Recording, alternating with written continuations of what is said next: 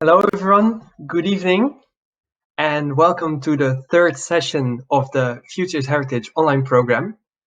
We are glad that you can and want to join us tonight, and also for those who are new here today, welcome. What is the Futures Heritage online program for those who have not joined us before? The Futures Heritage online program is a series of 5 online sessions spread through the last half of 2020, where we discuss 5 main themes that will be a center topic during our main event next year. Because of the COVID pandemic, we had to postpone that event from this year to next one. But we really want to introduce our event and the themes to you already and gain your input so that we can even make a more awesome program next year. So thank you so much for joining us today. This is already the third session. Last session was in August, where we discussed the theme heritage and communities. And we did that by looking into the case study of the Palatul Conta Studio estate in Floresti, Romania. And since then, we traveled digitally to France, which is today, because today we're talking about heritage and inclusion. How can heritage bring different groups of people together? That's an interesting question, but there are more interesting questions that we want to make today, such as, can we stimulate conversation and cooperation via heritage? Is heritage inclusive? Can everyone see themselves in heritage of their region? And can heritage empower us as human beings? So there are quite some questions that we want to discuss today, and we're going to do that via a case study. We know that inclusion is a very broad theme, and that it can be discussed on multiple levels in our present-day society, such as cultural, social level, education, ethnicity, beliefs, identity, orientation, and many more. So there are a lot of themes and topics we can talk about on topic of heritage and inclusion and exclusion. And while we discuss a few of these themes today, that doesn't mean that we cannot add in on all those other topics as well. So if you want to add in to the conversation with your own personal views and experiences on the topic of inclusion, it may be a little bit different than what we are discussing today in our case study. That's okay. So please share your experiences and how you feel about everything. So you see some things in your screen. If you have questions or want to join into conversation while we are presenting our case study, or are talking during our discussion later in this session, please use the chat. And you can also express your feelings by using the emojis in your screen, I think at the top of the screen, if you think that's funny to do. But that's all on you. Later in this online session, we will also be using Mentimeter. So if you have a tab open with www.menti.com, you're all set to go. I think I've talked enough. And now I'm going to introduce my colleague, Marion, who will introduce the case study from France.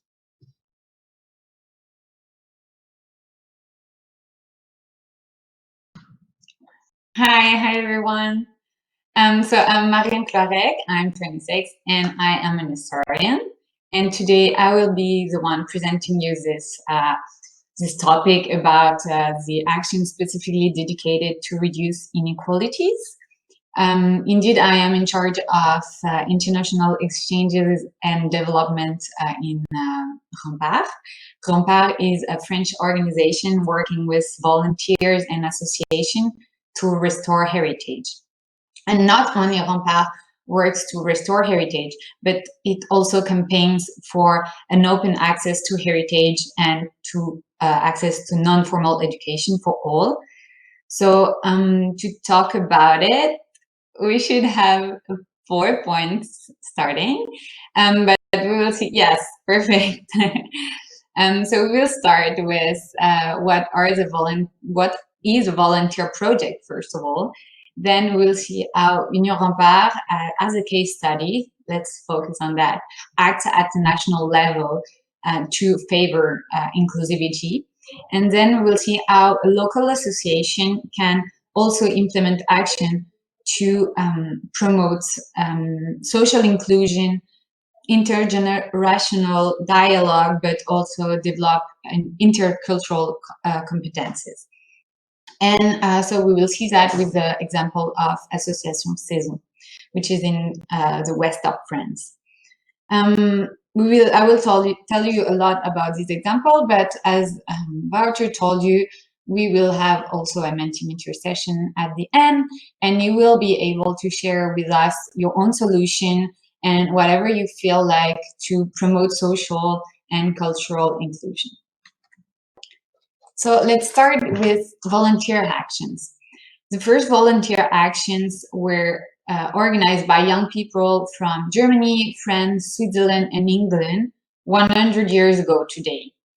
They gathered in 1920 to rebuild a village next to Verdun that the World War I had completely destroyed. It was not yet a heritage restoration or anything related to culture, but mainly more to recreate life after the war. And they wanted also to create a deeper peace and something that would be unbreakable by connecting people. But actually, the person who created that, Pierre Cézon, he was a Swiss pacifist. He joined with other people, and they were looking for a solution to create this, this peace after this post-war and really xenophobic mindset. And they judged that practical action was something that would foster it more easily. And so was born the first volunteer action just 2 years after the end of the war. It did not end up well. Sadly, they were forced to leave the village. And however, the seeds of the movement were planted. They kept on going with European volunteering actions. And also they opened up to anti-colonialist movement afterwards. In time, even though all this century was really, really harsh, the branches developed and blossomed, and every year, still today, there are a lot of volunteers, thousands of volunteers that are participating in projects in the spirit of inclusion, of sharing, of exchanging every year. And Rempart, in this whole idea, was created in 1966, but now focusing really on heritage restoration actions. And to give you an idea of what a volunteer action can be for heritage, we will show you a small video.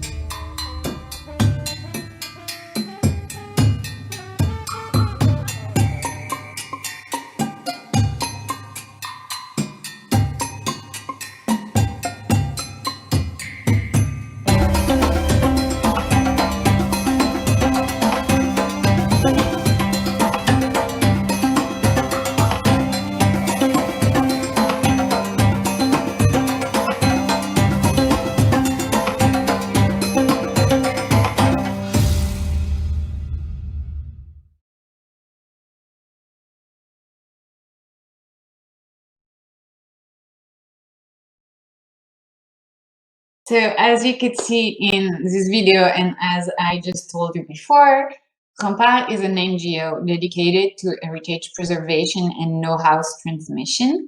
And so we coordinate and promote volunteer restoration actions that are organized by 180 local associations in France. It means that, as you can see on the map on the PowerPoint, we work with a lot of associations that have their own heritage, one or two heritage sites that they work on. They have their own safeguarding and transmission project.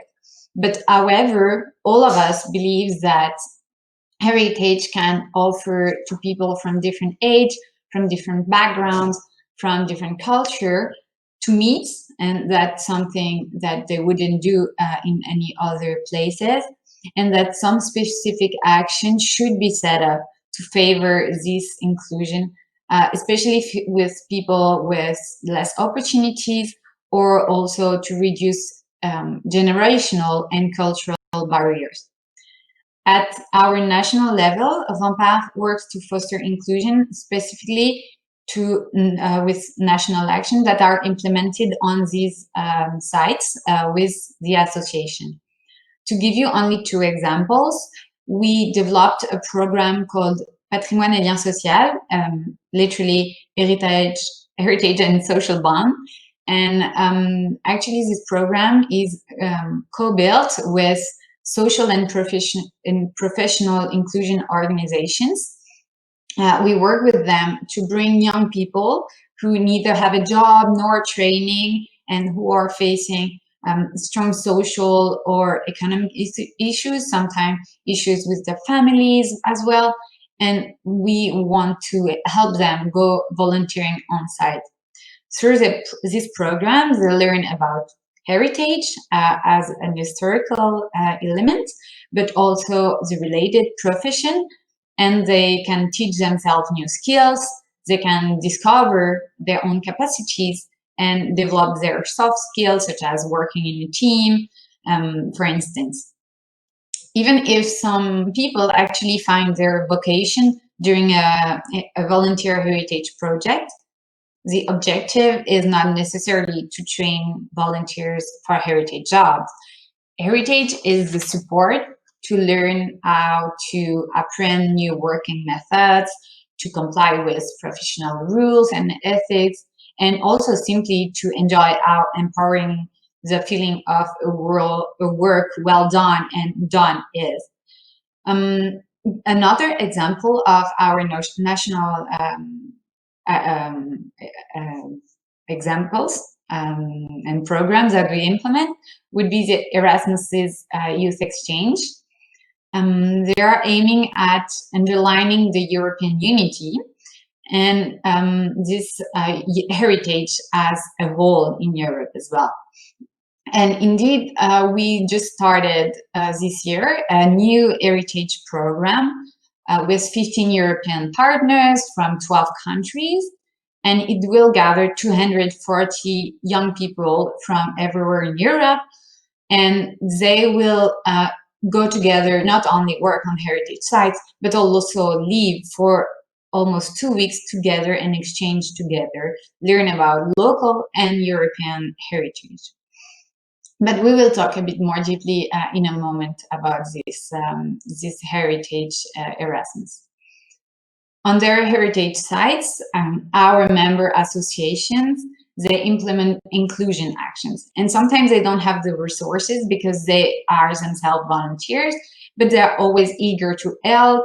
So they welcome refugees, they welcome young people with fewer opportunities, but also people who are a bit older and they're looking for a new path in their career, to change jobs. There are people on site who are older people and they want to transfer the knowledge, and there are heritage professionals like archaeologists as well. So all these people meet, and it goes with a really great melting pot of people. But now let's see how inclusion action can go at a really local level. So I know there are a few history nerds here, and also it's good to have a global setup of the association I will be presenting. So we will talk about Association Cézon, which is located on a little island. Cézon is an inhabited and tiny island. It can only be reached by a floated passage at low tide. And it's located on the northern shore of the city of Brest. That was a crucial harbor for the French Royal Navy for a long time. And the city was so crucial that it was impossible to reach by sea, but it could have been possible to reach it by land. And this is why this city, this small fort was built by Vauban in 1654. Vauban is a defense structure architect of the king to protect the city from the land. And the fortress was enlarged in the 19th century by Napoleon II, and also that the Nazi occupation led to the building of dozens of bunkers on this tiny island that you can see on the picture. And it was never a place where civilians were accepted so much, but it always made a really strong impression on the people living on the shore.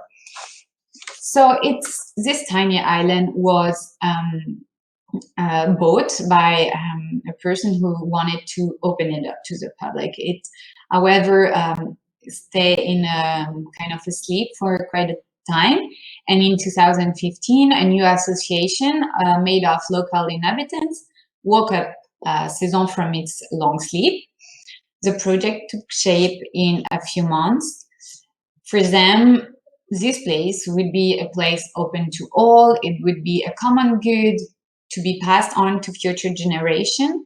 They want to make it a place of creation, of exchanges. And to do so, they open the fort to the public to visit, but also they develop artistic creation and welcome artists on site.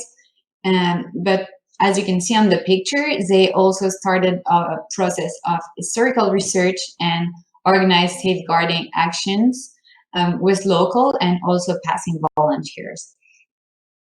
The inclusion action is really important for this association, and this is why the Association Cézon is particularly invested in its Thursdays action, as they call it. This project aims to touch people who not necessarily have the possibility to access cultural project and even less to give time for it. So this project means that during spring and autumn time, volunteers from the Communal Center for Social Actions who are facing important social, economic issues and isolation as well, come together with local volunteers, often young retired people who really want to help with passing on the knowledge and help with the restoration of this local heritage. But also they gather with employees who are getting volunteering times from the companies to restore. So all together they restore the fort, they have lunch together every Thursday in spring and autumn. And all this great mix helps them to have something concrete and to do something in a professional and also in a volunteer way to give time and to have a cultural link. They also implement other actions, such as a rehabilitation program with people coming from specific institutions. But how does a local association implement an EU project talking about the heritage volunteering actions of Erasmus? In August this year, Cézon hosted its first Erasmus Youth Exchange, and I told you about it a few minutes ago. They wanted to focus on international and intercultural exchanges. The action gathered 20 volunteers from Romania, Germany, Czech Republic, and France, and they contributed altogether to give back the fortress its former look. They did some clearing at the entrance of the fort. They fixed the outer wall that was damaged by the tide, and also help restore the top of the artillery tower, for instance. But not only they help to restore the fort, but they lived together for 10 days. They shared meals, they shared free time, they got to know each other and each other cultures, organized international dinner and share food, and also went for a guided tour in the local area. They had debate about European heritage to learn more, not only about the local side they were on, but also about European heritage and how connected the local and the global are. But let's see, I've talked enough. Let's see what they say about it.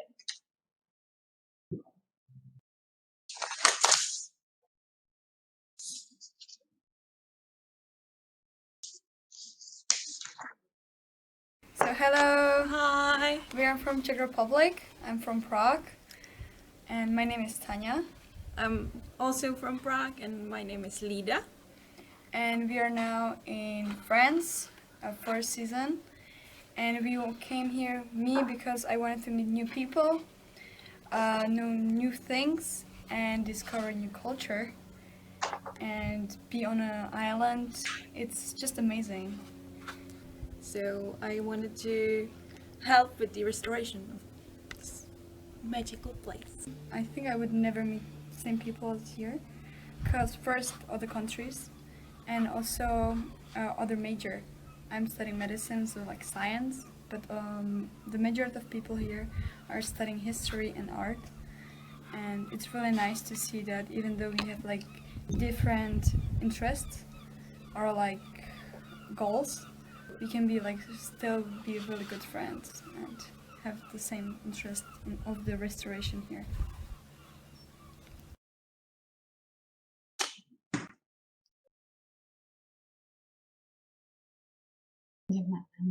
So what we can say, and that what this video shows, is that that volunteering actions for heritage, well, it is a good way to increase exchanges between people who are from a different culture, a different social environment, from different backgrounds. And it's a really opportunity to come together with people who would never have the chance to meet otherwise, and also to help people who are facing social and economic difficulties to do something concrete, to find a professional path, and sometimes a patient. For some people, it also means only to go on holidays, but sometimes for the first time, and they learn to live as a group, they become more self-confident. So it might be something that might seem tiny, but it can mean a lot for people, and it can outgrow them and help them to go on with their life. So Cézon is not the only site to set up actions like this. Everywhere in the world, everywhere in Europe, people gather and take action to safeguard heritage together. They create concrete action to act against discrimination, to promote social cohesion, and to see cultural diversity as a strength and not as a threat. This kind of example, for me, it's something that can make me really hopeful, that inspire me. And now we're going to talk about it all together. And to do so, I will introduce you to Miruna and Keith.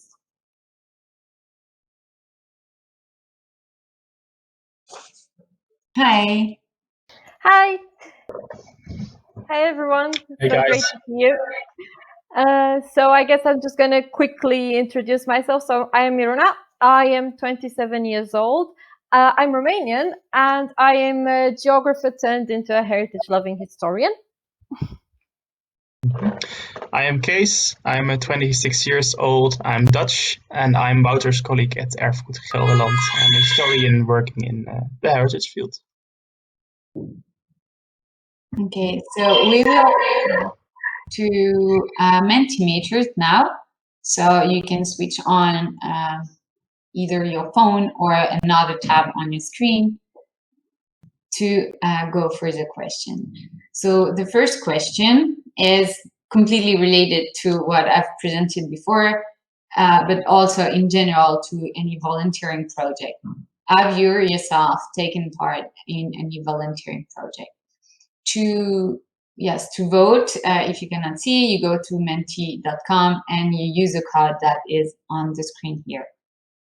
Miruna, have you yourself taken part in a volunteering project?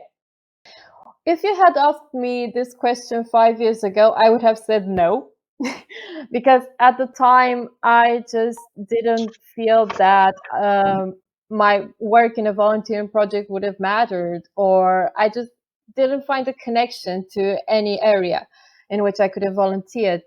But over time, the more people I met and the broader my perspectives became, I realized that it's such a great way to give back to the society. I mean, not everybody can volunteer due to unhappy circumstances, but if you can, I think it's a great way to just give back and just do things that matter. And right now I'm at a moment in which I'm like, there are so many great initiatives and I don't have time because I like cultural projects, I like social projects. So there's such a great variety of options, and I'm sure that anybody can find something they can relate to. And it doesn't have to take a lot of time or a lot of energy. It just has, because little by little from everyone, it adds up and it's going to matter and make a difference. And it's nice that it seems a lot of our participants are sharing these views. And for those who haven't gotten involved, we would be really curious to know why, because I think it's interesting to explore that as well. And as I mentioned before, like, this is a free space and nobody's going to judge you. So it's just to have a nice and constructive and mutually inspiring dialogue here. So feel free to type your opinions in the comments in the chat function. Yes, I completely agree. So, but we can say that in general, people did actually participate in a volunteering project. Maybe we can pass on to the next question. That would be, what kind of project did you volunteer for? As I said, it can be really a lot of different kinds of projects. Keith, did you take part to any? And if so, which kind? Well, I came into touch with heritage only when I started working and doing my internship at Erasmus Gelderland, and came across really cool projects. But it did participate in a project from uni when I was still studying that was all about inclusivity, bringing students together, also students especially with who were having trouble studying with like autism spectrum or being partly or completely blind or deaf, and to make kind of a buddy system and study together and make sure everyone could participate as well as possible. So I think that was also really much about inclusivity. Yeah, indeed. I mean, it's not only cultural heritage that is linked to inclusivity, and as you said before, inclusivity is so large anyways. So there are so many. So art classes, cultural events, environment as well. It's really great to see how many different kinds of projects have been done. Yeah, for youth people as well, and yeah, great. And let's see for our next question, which is now the one that Miruna was asking. Why did you volunteer? Why not? Miruna, you were saying that for you, there's like tons of projects that are interesting. What makes you want to go for one project more than for another? I think it's on two directions. So first, it's on an emotional level. For example, here there are certain projects dedicated to lonely elderly people, and I would really, really like to volunteer for that, but it would make me so sad. And I just don't have the emotional capacity to do that. So instead, I donate to that NGO that does projects for lonely elderly people. So there's the emotional aspect. And then I ask myself, what skills can I bring to the table besides my time and energy? And I choose my project depending on where I can bring the most value. So, and I've tried quite a lot. I've done some environmental as well. But this is how I've made my transition to a young heritage professional, so to say. I have begun doing cultural heritage projects, and the ones I really liked the most are where you can actually interact with the target group. So you just don't do back office things. You actually go and interact with the people whom the project wants to impact. And that's the best part for me. Let's see what people say. Contribute to communication, can't afford not to work, gain experience, learn new skills, meet new friends. Yeah, that comes back. Bring skills to the table, but also learn new skills, because this is what it is about as well. Like volunteering helps you to know more and to share your knowledge, but also to gain some experience. And just as we said before, you get to meet people. You get to meet maybe elderly people if you do want to work with elderly people, but also with people with disabilities or people who are in situations that are a bit more complicated, that you can give them a help hand, and also make new friends. Yes, this is definitely working for a lot of people as well. Interculturality as well. It's not only Erasmus as a student that works to meet people from other countries or traveling. Actually, you can volunteer and meet people from different countries. But necessarily, I think support and helping people comes first. Yes. And I've also seen a reason on why somebody can't participate in volunteering projects. And I'm really sad to hear this, because I think that there should be way more free days when entering the working field, so to say, when you actually become an adult, and there is only a limited amount of time you can take for personal things you want to do or volunteering. And I really think we should have like dedicated, every employer should offer dedicated time every year for such projects, because they are such a great way. And I think it would be a gain, because if you feel like you've grown as a person, you're also going to become a better employee. So everybody wins if there is more time to do these projects, I think. What's your opinion on this case? And we can now make the transition to the other ones. Mm-hmm. Yeah, I think it's also I got a really broad question for you, and it's what does a heritage program need to make you feel included, you personally? This could be any kind of thing, of course. It can be about a language barrier or an open perspective about the costs of a project. So I'm really excited to hear what you think. Marion, what do you think a heritage program needs to make you feel included?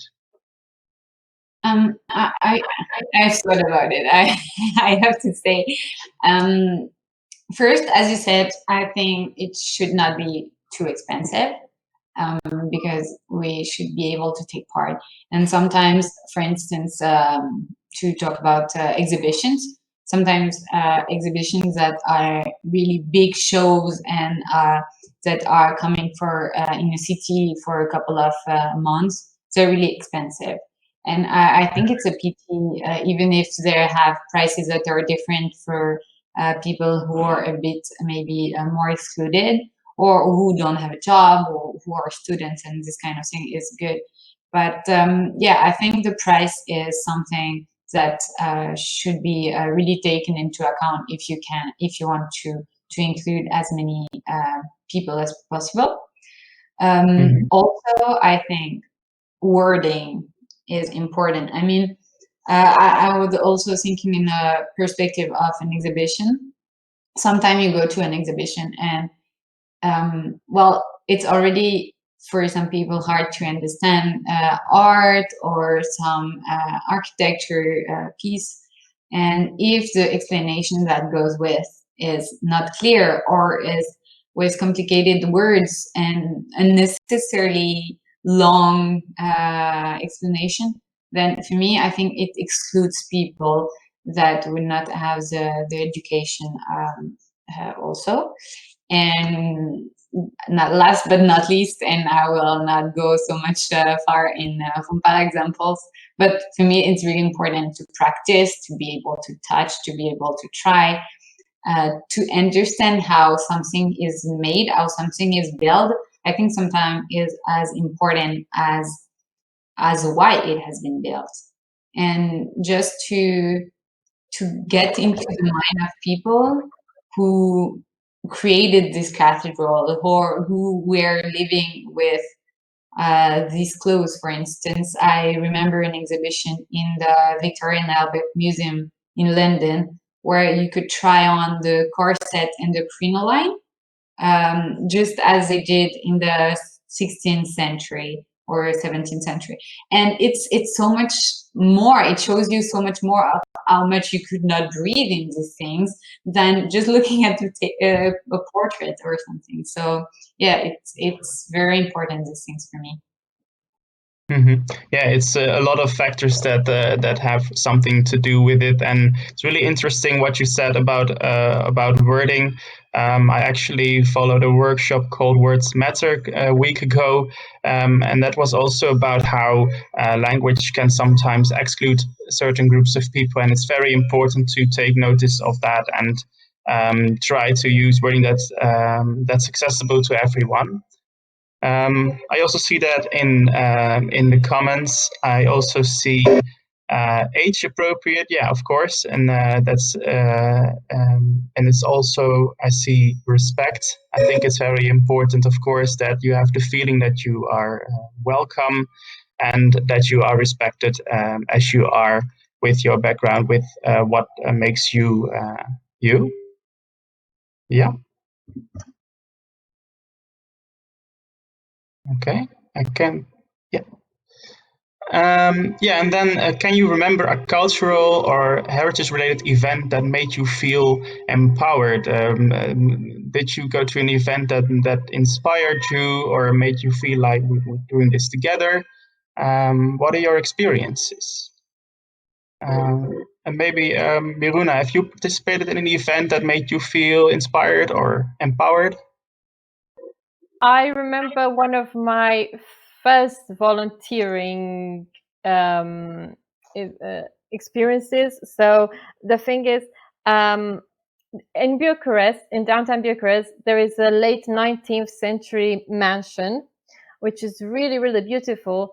And every year they redecorate it on the interior, and they host alternative cultural events like music performances or exhibitions that, from example, photographers that are not that well known. They host guided tours, and it's really nice and authentic. And went, and they open it every year. And one year I went there and I found it so incredible how they, like an interdisciplinary team of people. So they were anthropologists, they were historians, they were designers, they were architects, and they were coming together to make this mansion come to life. And for all these different arts and parts of heritage. And I found it so great and so inspiring. And the feedback, the vibe from the public that was coming to the event was so nice. And it just it gave me the impression that yes, things can be done. Things can be done in a beautiful way and in a way that connects people with heritage. And this is why it empowered me. It made me feel so inspired that next year, when they had a call for volunteers for that year's opening, I applied and I saw the backstage as well. So I experienced the whole thing, both first as a visitor and then as a volunteer. So I got the full experience, and it was really, really nice. And I've kept that feeling with me ever since. Yeah, that's a really beautiful example. I think it's a very empowering thing to do things together, also with people from a different profession, different background. That is really powerful element. I see in the comments actually the Futures Heritage event from the past, the capacity building stays in Athens, of course. And I see interaction, interactive events, fireworks, always works. Seeing forgotten figures and people remembered and commemorated. So there are it's a very broad topic, and people are giving a lot of examples, like the work camp in Hartenberg. Yeah. And in Berlin. So I see a lot of the Futures Heritage actually coming through as examples. That's great. Yep, it means the project is doing it's fulfilling its purpose. Yeah. Exactly. All right. So we're going from a more personal perspective. So we've really wanted to hear about your experiences and get to know you a bit better for those questions. And now we're trying to look a bit at the bigger picture. So we'd like to hear from you. What do you think are the biggest challenges faced when trying to promote the inclusion through heritage-related activities? Because sometimes I think people might have the impression that heritage is a bit inaccessible. Like maybe sometimes people think that heritage is only for educated or wealthier, or for a certain social or racial group, and it shouldn't be that way. Like heritage should be accessible for everyone, and everybody should be able to interact with it and enjoy it and interpret it, and in the end,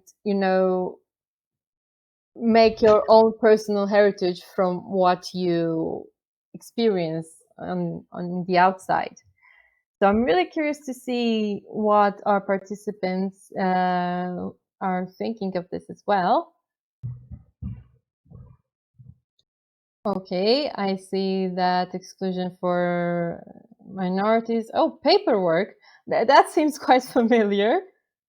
Lack of interest. Languages, of course, we mentioned them as well, and the expenses.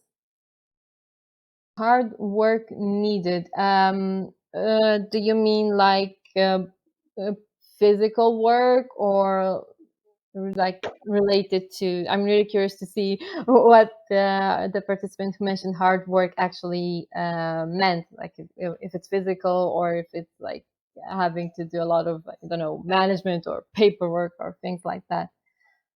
Lack of history knowledge. Okay. Yeah, I see there are quite a few challenges that we would need to overcome. What have you experienced, Marion, so far in your projects? What challenges have you met? It's true that when you try to promote projects that would be really inclusive, sometimes it's hard to just for people to feel included because they are generally not included in this kind. And there are a lot of people who are asking for heritage volunteer project. Like, do I need to already know how to cut a stone, how to do some traditional masonry, something like that, to go on an action? No, you don't need to. And for them, it's something that they cannot do because you need to have a prior knowledge to go on site. And I guess it's a question of communication and of making people feel included and empowered to do things that they can learn, that everyone can get the skills, and that this non-formal education is, I mean, you don't have to learn via school or via a formal structure. You can learn by doing, actually. And this is really important for me. I've seen a lot of people asking this question last week, actually, for the Open Days of Heritage.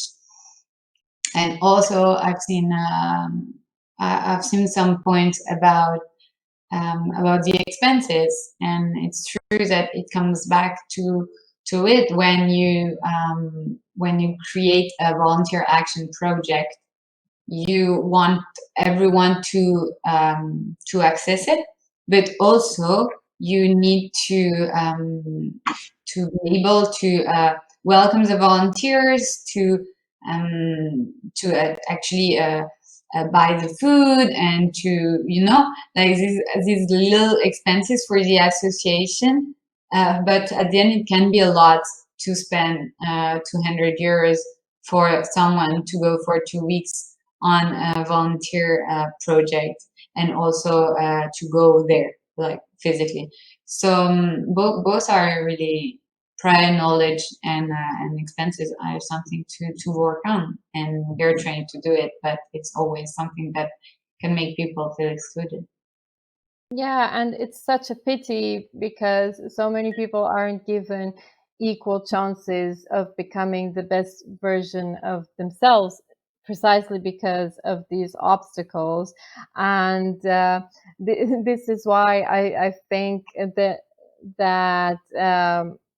there should be more and more in the public discourse the importance of culture and of cultural heritage as a catalyst for personal development, which can further on branch into all sectors of society. Like, it just spreads out. The only thing is that it doesn't have like the most impact. It's not immediate, so you have to wait a bit, and then you're going to see the benefits. But what you mentioned, how those challenges were tackled, brings me to my next question, which is let's end this on a positive note, and focusing on how we can overcome those challenges.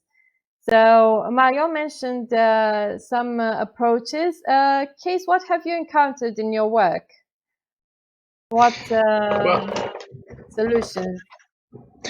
Well, we are doing a lot at Erfurt Gelderland to promote inclusion and diversity, and I think it has a lot to do with the organization from the start of a project team, and that it's important to include as many people as possible. We have one project, and there are people, Dutch people, but there's also someone who has a background in the Netherlands, Antilles, in the Caribbean. So we have a very diverse project team with that, and I think that really contributes to inclusivity because you immediately can implement those different perspectives that you get. And I think also that sometimes heritage that is very closely related to a national level, national narrative, or a specific region, can be difficult to engage in for people who are not from that country or region. So I think it's very important to not stick to one kind of story that people have to engage with, but really open it up, what does this mean specifically to you? And not only this is the narrative we're working with.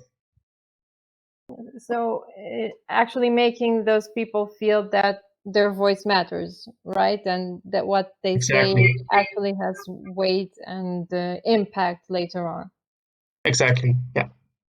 Oh, that's really nice. I also see a lot of inspiring answers from our audience. So, wow, interdisciplinarity is just right there, like the biggest. And I think that's a really, really good point. And what I've encountered so far, you know, two minds, at least two minds, are always better than one. And all the different perspectives can bring such a valuable product to life. But unfortunately, sometimes, you know, there is the ego in the way, and it's really, really sad. Show by example, that's also a really great way we could overcome the obstacles. Fund the arts, that's a hot topic. Collaborations, okay, I think it's also linked really nicely with interdisciplinarity, conversations. So basically, we need to overcome those challenges by dialoguing more from all kinds of sectors related to heritage, and not only. And of course, making sure there are enough funds for our projects, which is always a really exciting and difficult thing at the same time to do. Okay. Talking about fundings, yeah, let's go for this question. I see that there is a question I will go for, but let's answer this last question first.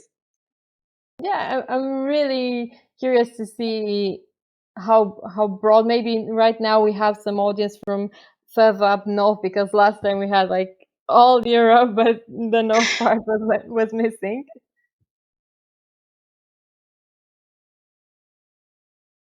Yeah, let's see.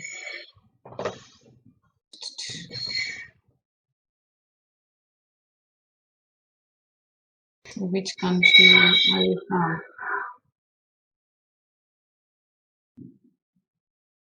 Maybe I can answer the question that I see in the chat while people are answering to the question, where are you from? So the question is, what subvention did you receive to guest Erasmus volunteers? Because an association would like to do this. Actually, we applied as a national association, and then worked with local association to implement these funds. So it's a collaboration. And we applied directly to the European Fund, to the Erasmus Plus Youth Exchange funds. It means a really big project, and we thought it would be easier to implement it at a national level than to actually act at a small level to work on an Erasmus and transnational project that are really big.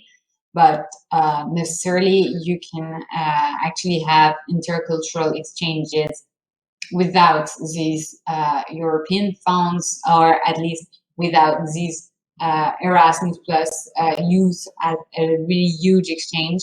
You can also apply for smaller grants, and also talk with people from twin cities, for instance. That is really something that is fostered at the European level.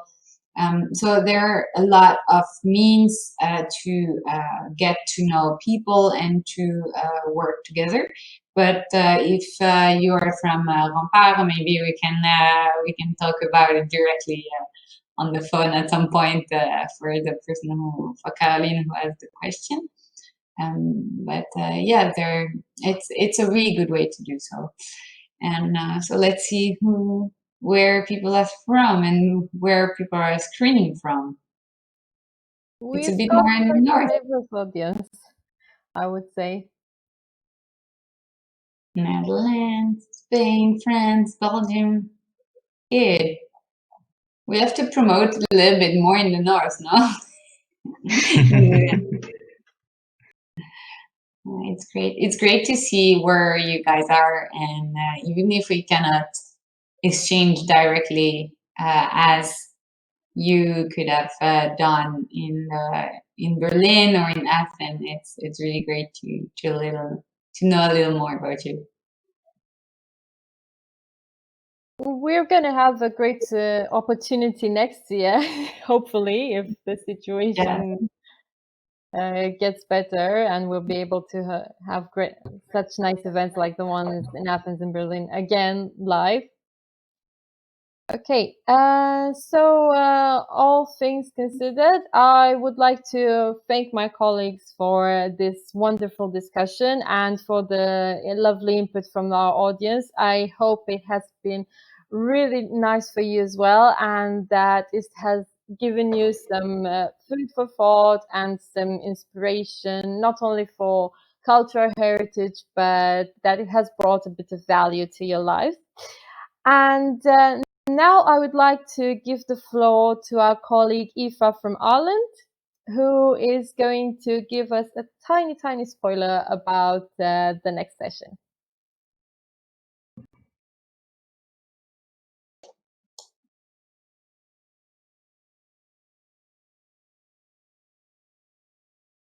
Hello, everybody. I'm Aoife, calling you from Ireland. And first of all, I'd just like to say that was such an interesting session. I really enjoyed reading all of the comments from everybody, and great work from our panel as well for just going through it, because there was lots of interesting comments there. So we're already looking forward to our next session, which is going to be our 4th session. And we're going to be coming to you live from Cork in Ireland. And we're going to be discussing heritage and repurposing. And what we mean by that is that we're going to be talking about how old historical buildings or places can be reused in contemporary or modern times in a new way, and how we can create new uses to engage with heritage through repurposing these buildings. So we're going to be going to a place in Cork called Nanonago Place. It's a convent that was built in the middle of the 18th century, and I won't say any more about it, but we'll see what an 18th century convent has been repurposed to in modern times. So looking forward to that. Thank you very much.